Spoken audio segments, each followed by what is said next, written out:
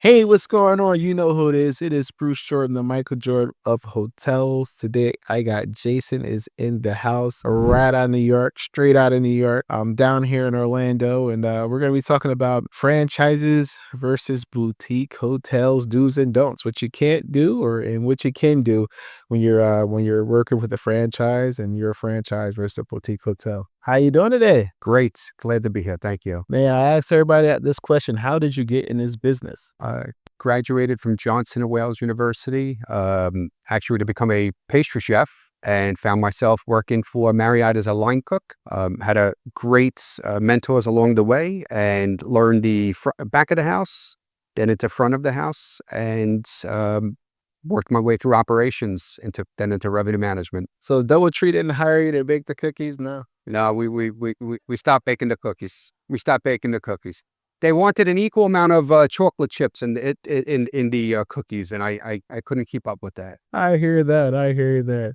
Listen, things at franchises they are changing fast, and boutique hotels, they're keeping up and they're leading the way. Like I see a lot of boutique hotels now. The franchises are buying them because they're just way too successful, way too fast. So what a franchise does. Oh no, no, no, come here.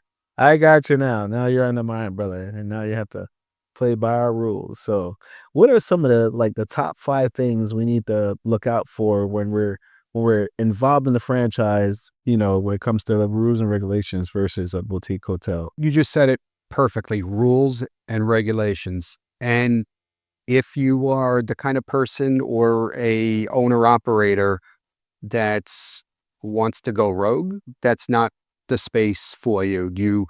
Why do we go with a brand? It's because of consistency, and there's something really good to be said about consistency. And I think depending upon your market or the demographics of the consumer, that may work and that may not work. And different departments that are impacted by what the brand mandates that you do. One of them that comes to mind is, how we play with OTAs Mhm. or don't play with OTAs. But it makes sense, right? I mean, rate parity being one of them. So as a franchise property, we are not able to offer deals on our OTA partners on Expedia or on Booking.com.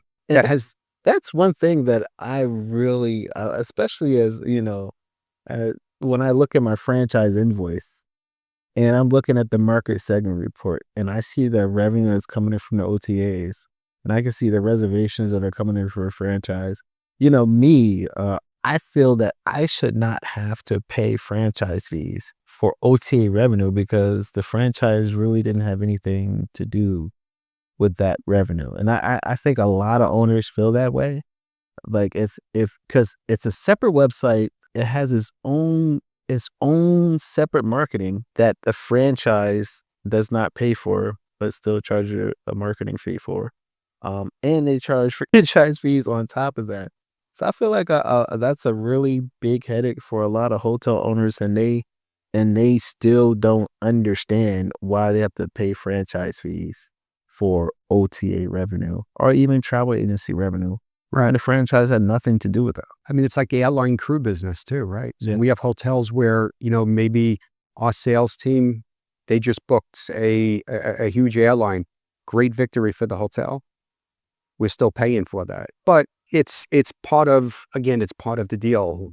Going into it, we need to know that there's going to be margins that we have to pay for in order to fly the flag, right? And that's what it's about. It's having that name on your door and then getting the support. So I think having operated independent and brands, there's definitely pros and cons on both sides. I agree 100%. Now, for boutique hotels that are thinking about becoming franchises, I feel like a lot of them are misled to think that, having this brand on their property is going to, bring them all this revenue that they never imagined is going to solve all their problems. What do you have to say, to those particular, boutique hotel owners? Once you sign, you're not going back. But again, what I like to look at is I think what's most important when we're looking in that type of scenario is the cost of acquisition, right? What is the price for me to be online on that distribution system, no matter what brand it is? What is that going to do to my ADR versus if I was independent? Yeah. And if I'm independent, add up all the technology and all the pieces for the distribution so that I could compete with those brands. And I think a lot of times we'll have owners that are looking at a independent hotel and they ask, oh, why are we paying, what's Amadeus? What's Travel Click? Why am I paying for travel ads? Why am I paying for all these other fees? But they're not used to seeing them broken out in all different lines on the P&L. Mhm. They're used to the franchise statement that shows a few different lines and it's all about royalties. It's kind of the same thing, but in the independent world, it's harder for us, right? And Yes. I mean, you're having to build and having to compete with the enterprise, right? Mhm. And how do you do that? Cost money to make money. I agree because I've seen hotels, um, boutique hotels. What a lot of people don't understand is that your marketing costs are much higher with the boutique hotels because you have to build the brand, maintain the brand, and have a name. Right. And, that will be probably 5 to 10% of revenue, depending on, your location and where you're at and what you're trying to bring in. I think, and especially in the beginning, we feel those pain points. If you're opening up a, ground up or conversion of a boutique, you think about the ramp up time, the time it takes to build up that awareness. Mhm. It's even harder during those times. So it's mission critical that we partner with the right technology and so that we teach our front desk staff, who are they? Get their email address. Let's build up that CRM, right? Mhm. Because that's going to help us so that in the future, we're not perhaps now we're not paying as much for marketing campaign because we own the database, right? We're building our database back to garbage in, garbage out. All right, what are you here for? Passing through. Oh, no. Okay, come back. I'm back. Exactly. Exactly. No, I get it. I get it. Like, what are some of the things that you recommend for boutique hotels to be able to compete with franchises, on their level? It's what's crazy to me is that I see franchises get beat across the board when it comes to digital marketing.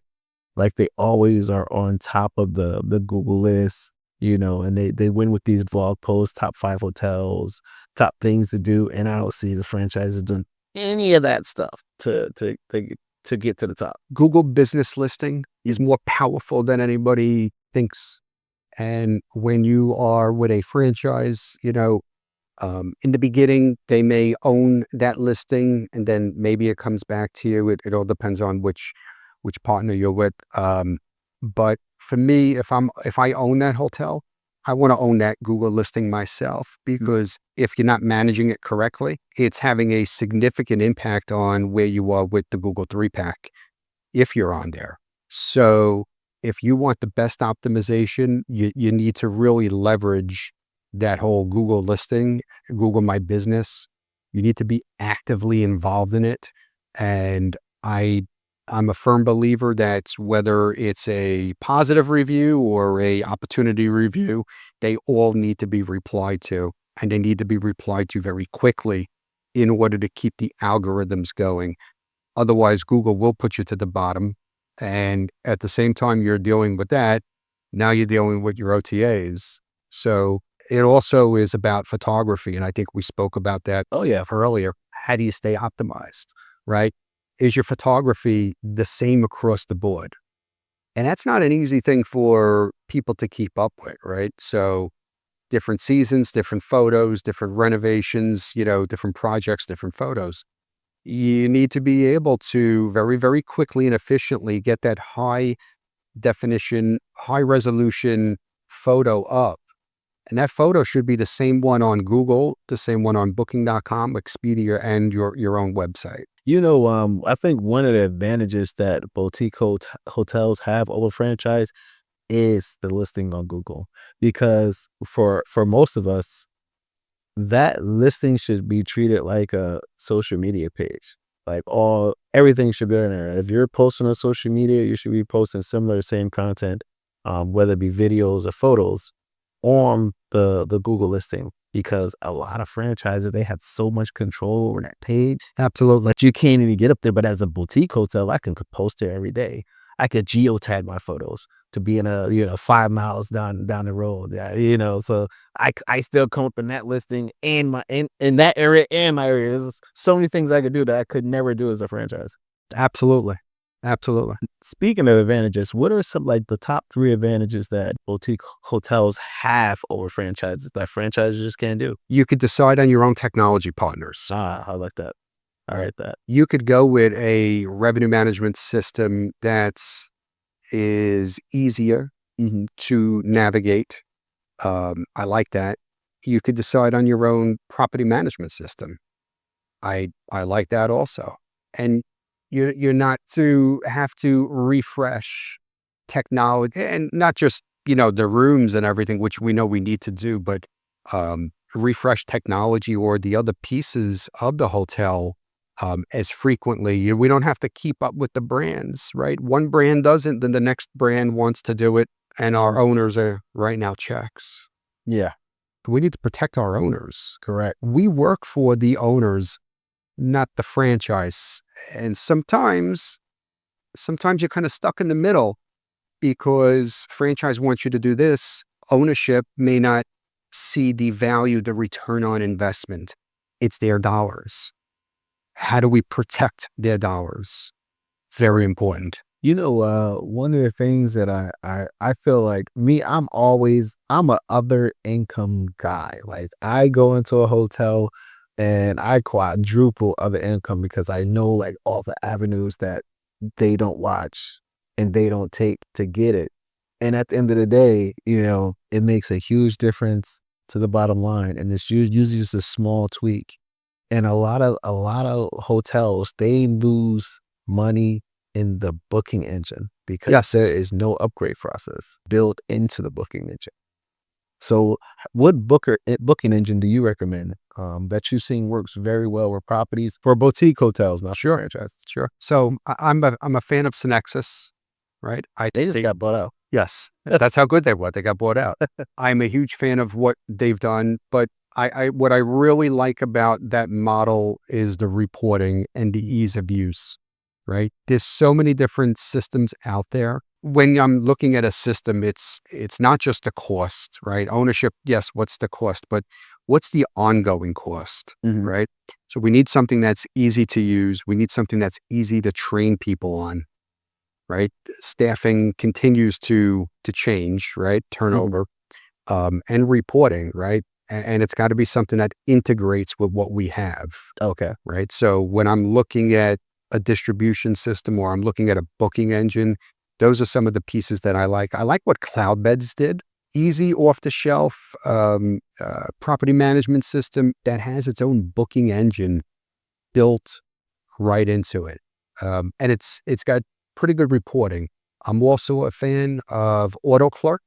Okay. I think they've done a great job. Again, reporting off the shelf. I've done a couple projects with them. Very, very quick go to market, and that's always a good thing. What about SiteMinder? Which one is it? SiteMinder. Yes, haven't I've seen their postings a lot. I haven't done enough work with SiteMinder. Okay. One of the issues that I had with Synexus is like expensive. Yes, They're very, very expensive. And one thing I noticed about Synexus is like their departments, like one department does this, and that department is like in Ukraine. Another department does this, that department is like in Brazil. Another department, like for me to get anything done, I have to go through like five different departments that are in five different countries, and none of them could communicate with each other. Versus just me going in and fixing it and me going in and changing it. right. So that was like some of the issues that I had with Synexus. The other issue that I had with Synexus was that like hotel center and running meta ads and running a lot of their Google hotel ads. Like they have a third party person that you have to go through. Hmm. and you have to pay 20% of ad spend, and or you can't do it unless you're like this huge management company or something where you can do. Yeah. I thought that was crazy to me. I'm like, what do you mean? Like that sounds like more like extortion. Like I have to go through you in order to run ads because you are the one that has the relationship with Google.